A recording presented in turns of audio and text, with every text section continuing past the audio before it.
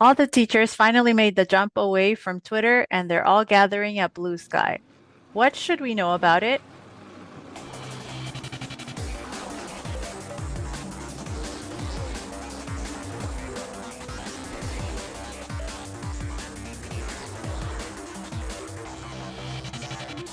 Welcome to the DIESOL podcast, where we focus on developing innovation in English as a second or other language. I'm Brent Warner, professor of ESL at Irvine Valley College, and I'm here with the wonderful Ishel Reyes, award-winning educator and all sorts of world traveler, etc. Ishel, how's it going? It's great. I can't believe we're wrapping up 2024. Getting close. Yep. Yep. I know things are crazy. Things are shifting. we all need a minute to take a break, but I think we're at least 4 years away from that. So, how are you doing otherwise? I'm doing pretty great. Pretty great. I love Saudi Arabia. Yeah, Yep. seeing I'm your gonna miss pictures it when and I leave. yeah, Mm-hmm. it's looks like it's a lot of fun and everything. So, that's very cool. Today we're going to talk it's not exactly ESL specific, right? This conversation, although we'll be Mm-hmm. we'll be tying it in, but we do talk about this every once in a while. Michelle, Mm-hmm. back in the day, you and I were big advocates Mm-hmm. for Twitter, right? As a Right. professional development platform and all these things. Mm-hmm. I used to get people angry by saying I learn more at I learn more. Yeah, We'll learn more on Twitter than I did from my master's program. absolutely. All these The kinds of same. things, right? And so then we did an episode on this probably a year-ish or so ago when Musk bought Twitter, and it started to become I mean, basically a Nazi platform, right? I mean, I think we can Mm-hmm. say it pretty straightforward. There it's a lot of these people who were banned got put back in. Lots, I guess a lot of porn has come up in there too. Like, I don't know, it's like apparently it's just become terrible. I haven't been on it very much, only for brief peeks here and there, or to, um I deleted all of my posts except for one, and then they kept reinstating them, so I kept having to log back in to delete them again. There was like a lot of really suspicious stuff going on, and it seems like apparently that was an effort to train their AI. Oh, I mean, not good stuff, right? So we shifted and we all started kind of scattering to the wind. And Ishel, you kind of went nowhere, right? You're just like, no more social media for you. Not totally, but in a big part, right? Yeah, and it was kind of like there were so many competitors well, not, I wouldn't even, I guess not competitors popping up, that it was sort of at a time when I was overwhelmed with social media. The pandemic had just sort of reached its end, I guess, or not the end, but I was overwhelmed. And there was a lot of negativity, and just on principle, I couldn't stay on Twitter. Hmm. And it took way too much effort to try to get people over to Mastodon or a couple of the others. So I think I'm more of a lurker at the moment. Yeah, yeah. That was episode 92, it looks like. So Jeez, a whole 100 episodes ago. No, wait, no. we're Wait, at where am I? 114. No, Oh my that's like gosh. it's like 20-ish episodes ago, but that's like 20-ish episodes. a year or so probably. So It um feels like 100 episodes it ago. feels like 100 years ago, yeah. So but today we are seeing the big shift, and it looks like people are settling over at Bluesky, right? And Mhm. so we wanted to talk a little bit about it. We wanted to encourage anyone listening, if you said, hey, I was missing things, didn't know where to go. We didn't know where to go. We've talked about this several times Mhm. throughout this shift. It's like, well, I've spent a lot of time on LinkedIn, which I still like, by the way. Other people just kind of tried, like you said, Mastodon, a little Mhm. Threads, Blue Sky. I was always kind of peeking back and forth across them, and I was kind of like hesitant, but I was mostly settling on Threads because that's where the most action was. But then after the election, it seems to me that a lot of teachers were probably upset about, kind of the Project 2025 thing, which is awful and looks like it's coming in. And so they wanted to get away from Twitter and mostly have ended up at Blue Sky. So we are going to share a little bit about it and say like, hey, what's going on? Hmm. What's the deal? Right? Like what's happening over there and what do I need to know? I'm not sure that we can kind of cover everything, but I think that we should get started, right? Or at least take Hmm. a look and see. And I think it's a pretty good Hmm. option for most people. Yeah. So Brent, first things first, who made Blue Sky? Because the Blue Sky's been around for a little bit. Um, Yeah. I had Uh, downloaded it, but I sort of played with it, and it was not a lot of people were there because it was invite only at the time, yeah, that and was the so hard we didn't part. have codes. Yeah. It made it real slow to gain traction, I think. Hmm. And when it was invite only and it was kind of like waiting to get in. So here's the thing. Everybody says, oh, well, it's owned by Jack Dorsey, who owned Twitter. So it's kind of the same thing.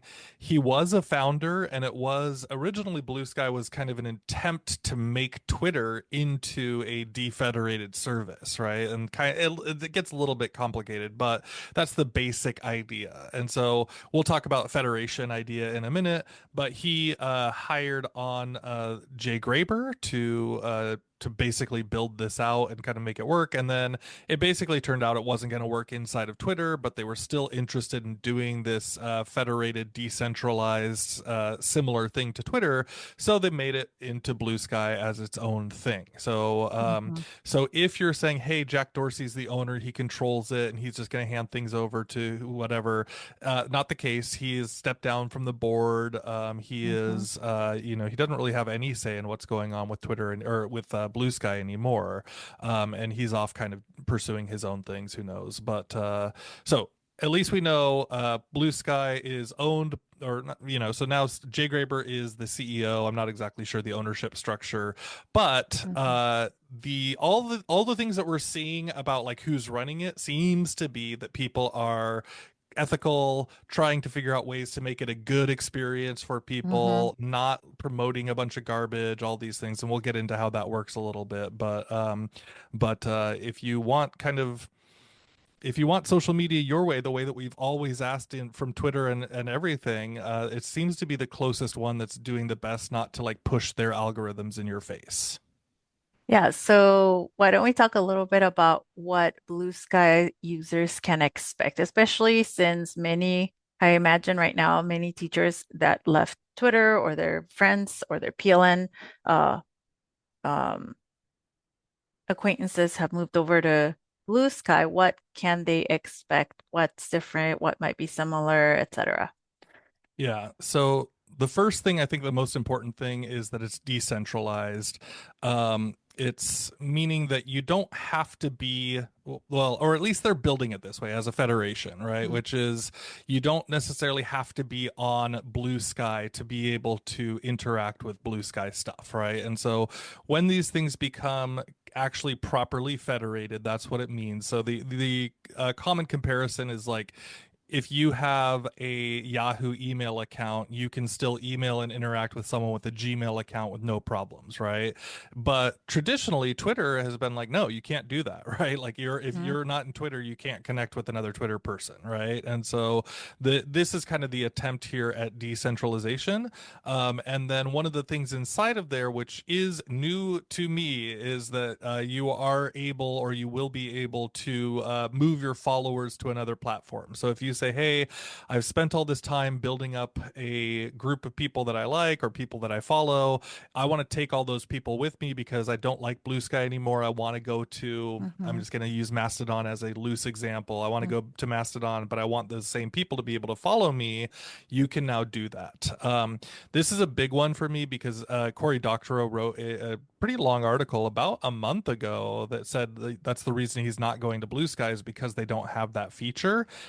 But then Ishel, you shared a Mhm. video where Jay Graber actually said, "Hey, we actually do have that, or it's coming down the pipeline. So the ability to move people across is great. Yeah, So and I'll post the decentralization is video. wonderful. Mhm. Yeah, Um, Another thing you can expect is that there's a little bit, it sounds like there's better moderation, community and moderation capabilities.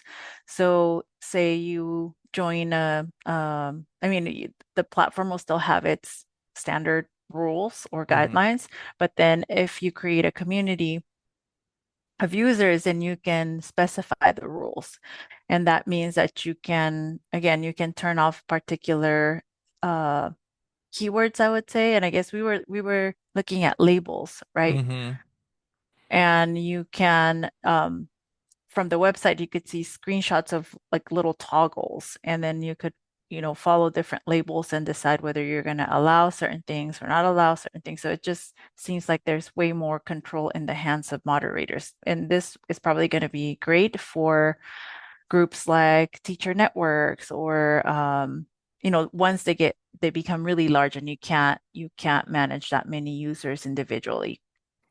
Yeah, and this labels thing is really interesting. So it will take a deeper Mhm. dive to figure this out because I still don't totally understand it. But for example, you can follow certain accounts that have developed labels, and then what they do is they tag things that show up on your feed with information about it, right? And so, if there's, for example, it can be positive or negative, right? It doesn't have to be, Mhm. but like let's keep it positive for now, and it says, hey.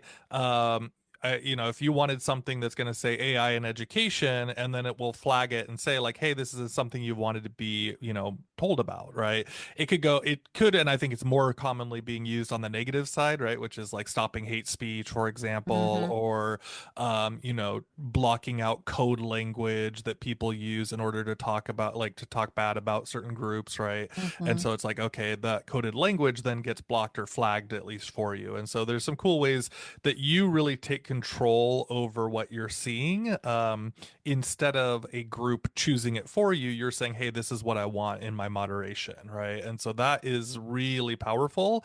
And I was really interested in this idea, Shell. I'm not sure if you heard this, but someone said basically like there's all these complaints about Bluesky saying, "Oh, it's an echo chamber or whatever," and it's like running on the premise that the internet should be an argument area, right? Like should be a place for debate and for arguments all the time.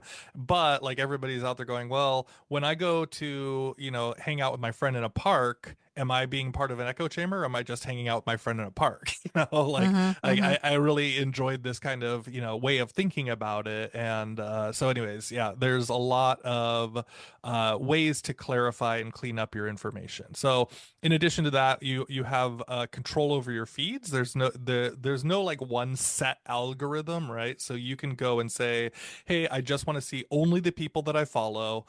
I want them all to be posted in order, right? Which is kind of what everybody has always asked for, as we mentioned earlier. You can now do that. You can set it up. You can set it up with like, you can set up lists kind of like traditionally, like you've had lists, but it's not just going to push forward like the most popular post. You can kind of Mhm. shift things around in terms of how you want to do it. So it does take some deep diving to kind of start figuring these things out, and more and more is being built, but just to be aware that it does exist as an option. Yeah, so the other thing that I think is pretty cool is the privacy and data portability options. So Hmm.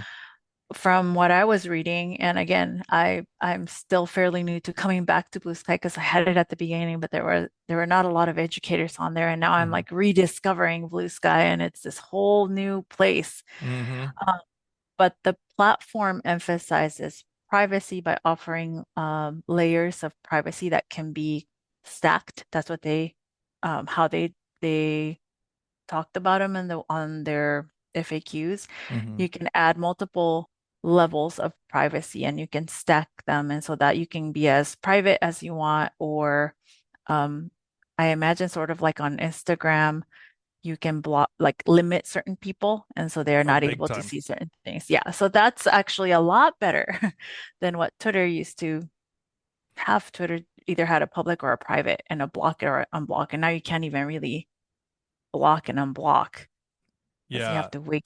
Hmm. So it's pretty awful over there, but just to kind of re-emphasize this, basically you can do this whole block thing where it's like the person can't go back and see anything that you've done, like they're completely blocked off from you, right? And so they won't be told, they won't be able to see anything when they search for you, they won't be able to find you, right? Hmm. You can also do this thing where if someone quote tweeted you, I guess we're not calling it tweets, but quote posted you, I guess, you can actually go in and remove the quote. So you can kind of detach the quote and say like, hey, you're not allowed to have this quoted, right? So if someone comes up with and like is kind of being unreasonable and critical and they're doing it through a quote instead of a response underneath you, you can separate it. So their comment will be there, but there won't be any attachment to your name or for people to pile on. So again, a lot of cool privacy stuff inside of there. Yeah, and I think along with that is the data portability, whereas other platforms, Twitter, Hmm. um, the only way to get your data was, or the only way to get rid of your data was to ask them to delete it. You couldn't take it with you. You couldn't, even now, when you go in there, your data might still be there, even though you asked Hmm. it to I don't delete it. trust it. Yeah. I don't trust it either. But now users can move servers, which means you will take your data with you. And that's something that I think users had been asking for a while in Yeah. many of the other platforms. Yeah, absolutely. So, if you're kind of getting in, I think we'll talk a little bit about the practical side of things now here, which is if you're kind of getting in, there's lots of guides now out there. So if you kind of say like, basics of whatever, but I like this one. It was someone wrote it up on a Google Doc and just shared it out. It's called How to Blue Sky, by this person. What was their name? It was Christian Sinclair, Christian I think. Sinclair. Yeah, Hmm. something like that. So, just a person who used it, but wrote out this document kind of helping you understand these things. What do the settings look like? What do they recommend? Some of those labels and like kind of how everything works. And even recognizing things like, the names on Blue Sky are a little bit more complicated. The handles, right? Like at Twitter, it was Hmm. just, at Brent G. Warner.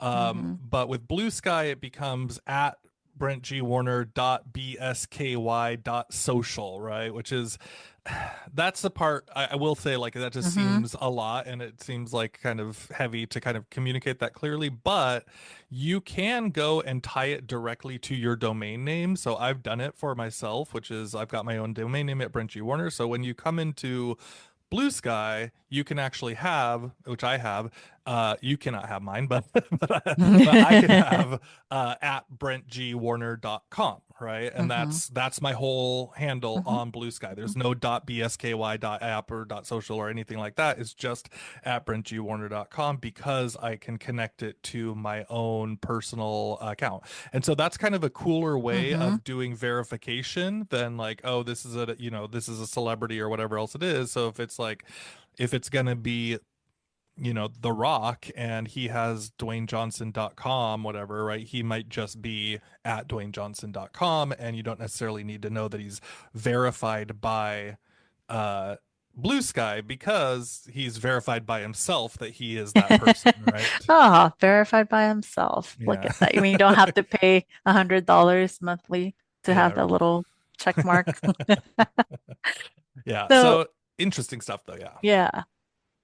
So Brent, I've only recently gone back and I think you've been way more active than I have been on Hmm. there. And I'm wondering whether teachers are using it with students. Are they using it similarly to Twitter? Because obviously that's why I went back to it. Hmm. And on Twitter we were active. We were active on the ed chats, the slow chats, the groups, the Hmm. communities. And what has been your experience recently? Uh, I mean, I feel like it's old Twitter, honestly. Like it's just like the good Hmm. old days of like people trying to get in there, sharing. There's still a lot of like, I don't know if it's like promotional stuff. I think it's just people getting their feet back under them, right? Like Hmm. just kind of excited when you come back to that party, like, hey, I've been gone and now I'm at the party and I see all the people that I know. It's like just fun to go see people, right? Hmm. And so I think there's some of that going on. And I felt a little bit of the draw of like, ugh, wait a second. I was kind of getting used to not having social media and now I'm Hmm. being pulled back into that. So I have mixed feelings about that side of it. I'm not Hmm. sure. Are you excited or wanting to come back to social media or not? I'm excited because it's like you said, it's like the old gang, I'm seeing it, people posting what they're doing in class, people posting their insights, and it's exciting. But I'm a little bit more hesitant at participating. And I know that that's Mm, part of the experience. And I think it's because there was so much invested time and energy into the previous platform that mm-hmm. maybe that's just my coping mechanism of safety. Yeah, yeah, And that so makes I'm sense. lurking, and I think that that's normal. I think that's probably the way a lot of educators that may be thinking about moving over, how they might feel. Because again, if you've moved over, you've got to let go. You can't be attached to the old platform, right? Right. And letting go is difficult sometimes, especially when that's where you're, like I would say, your digital stomping grounds. Mm-hmm. Um, but but it's good. I have a good feeling, and it doesn't feel overwhelming, like there's too much information. It's enough that I scroll and read a few things, click on a few people, and it's just exciting to see that educators are there. That's, Yeah. I think, probably it's almost like I'm crawling out of a cave after a 10 years sleep or something. Yeah, yeah, I think that's probably fair. Mhm, So just to kind of, I'm not 100% sure.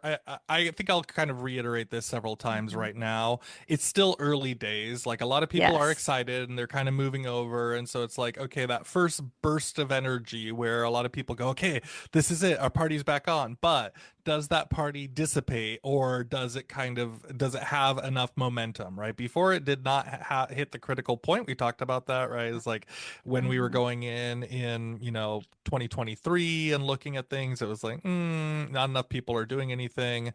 But now it's kind of like it seems to have hit that critical point. mhm. I'm seeing enough things that are like hints that it'll probably last a little bit longer, but we're not 100% sure.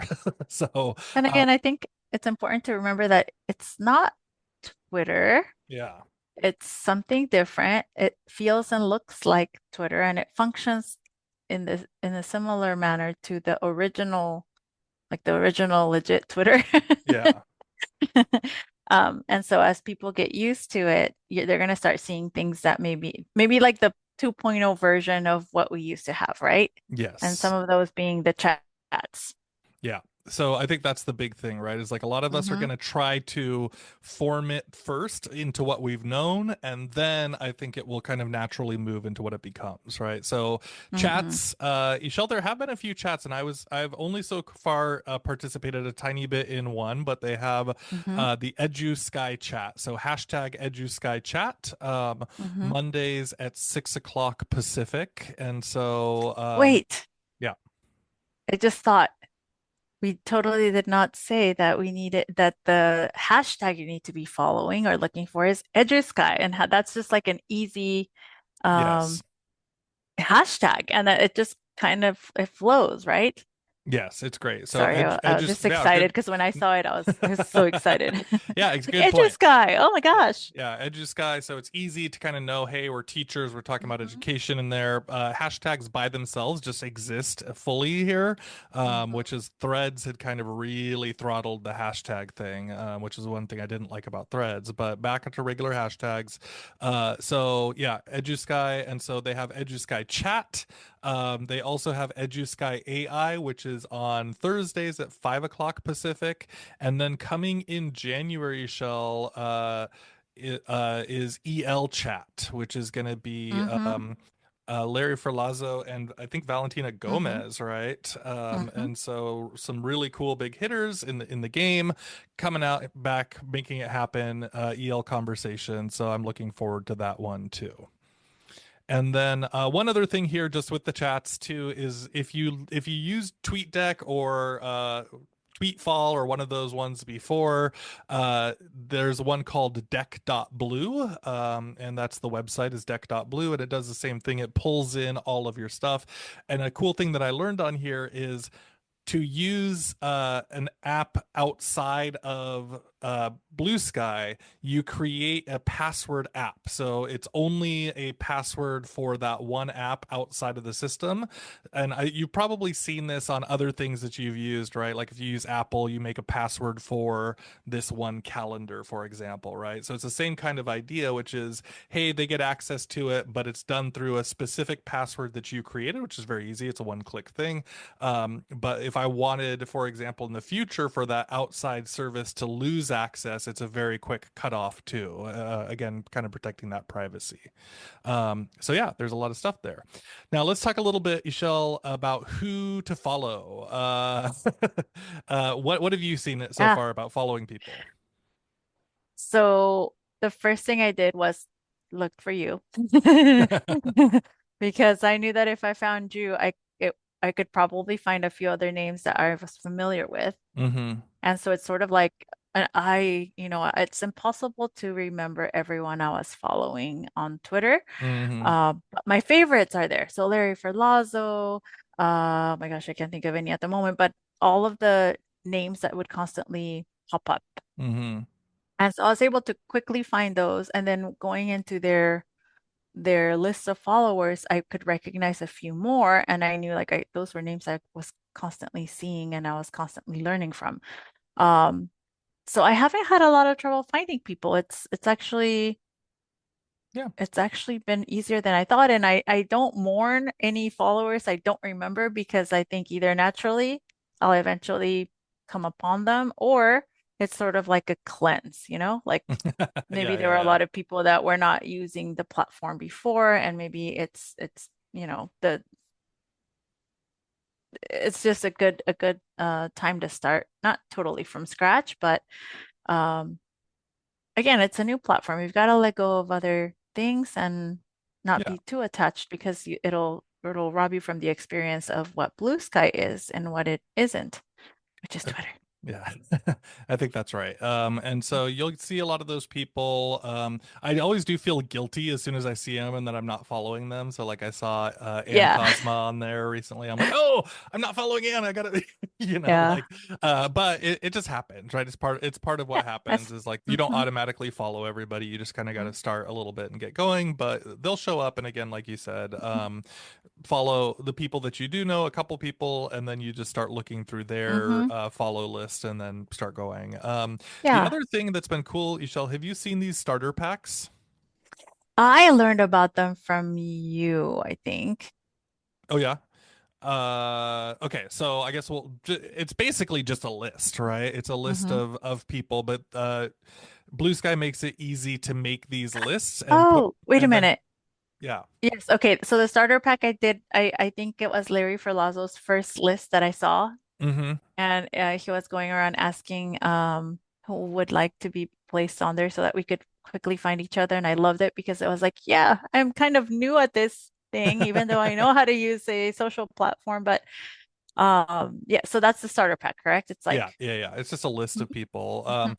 But there's actually tons of them out there. I've seen them for like, hey, Western Upper New York teachers group, right? Like all sorts of crazy things, right? But Yeah, it's like the communities. yeah, it's great. But I saw this one that was, well, one, of course, Larry Ferlazzo's ELL teachers list. We'll Hmm put this in the show notes.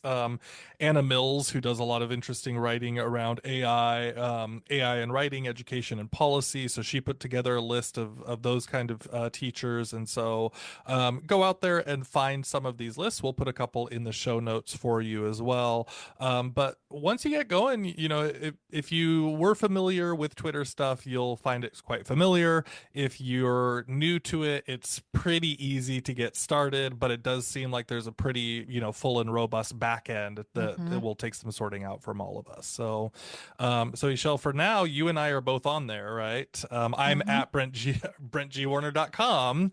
Where are you at? What's your handle? I'm at Ixie, no underscore Pixie because it doesn't allow you to have underscores. So I'm Ah, Ixie Pixie. ixiepixie dot bsky dot social. hmm Is that right? Okay, Just search Ixie Pixie, you'll find my picture because got I it. haven't memorized that whole. Yeah, it's a mouthful to get out. So, all right.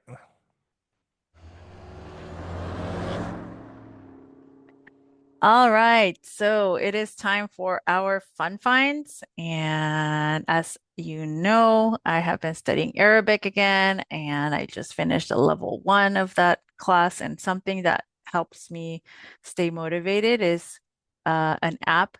It's not totally similar to Duolingo. I actually find it a lot better, especially for a language like Arabic. It's the Arabius app. We'll have to link it in we'll have the link in the show notes, but it takes you through a journey of places in Saudi Arabia. And as you learn the language, it's also teaching you the culture and history of Saudi Arabia. And No, so that is really cool because we all know that language and culture and history are all tied together. So it's a free app and it's really well made. So very Arabia's cool. app. Arabius. Okay, awesome. Mine is off-roading. So basically, I said like, hey, we bought a new car when we came back from Japan, and so it was just kind of time we needed to do it anyways. So we ended up buying a Forerunner because we wanted to go camping and do some things like that, Toyota Forerunner. But we took it out for the first time recently to go off-roading. Very light, not a big deal. Some of these paths you go out to in the desert or whatever. But it Mhm. was fun. Like it's fun to kind of just get out there in nature, drive around, destroy nature with your gas guzzler. Um, no, I mean going on the proper paths and doing all those things, but it was a lot of fun, and so we're wanting to do some more of that, just be away from all the digital stuff sometimes. And so I know you guys do in Saudi Arabia, there's a lot of people The riding out sand in the sand dunes. dunes and all that stuff, right? Already been there Yeah. a few times Yeah, it's a on the big red it's a big hobby sand. out there, right? That's what they do at night here. Yeah. Cool. So mine is also in support of you in Saudi Arabia, doing some off-roading, doing some sand Thank duning. you. Thank you. I feel that. There you go. All right. For the show notes and other episodes, check out diesel.org/114. You can find us on YouTube, Instagram. We're at Diesel Pod, and you can find us, I guess, at Blue Sky as well. Yeah, we haven't made a Bluesky account yet, but we No, we can. haven't We can make a really. diesel. We can make a diesel.org. So maybe I'll work on Yeah. that. Yeah. Yeah. You can find me at Brent G. Warner and at Bluesky at BrentGWarner.com. You can find me Ixie_Pixie. That's IXY_PIXY. If you're looking for me on Blue Sky, then I'm Ixie Pixie, no underscore. That's it, everybody. Thank you so much. Thanks for listening to the Diesel Podcast, and we'll see you next time around. See you soon. Bye.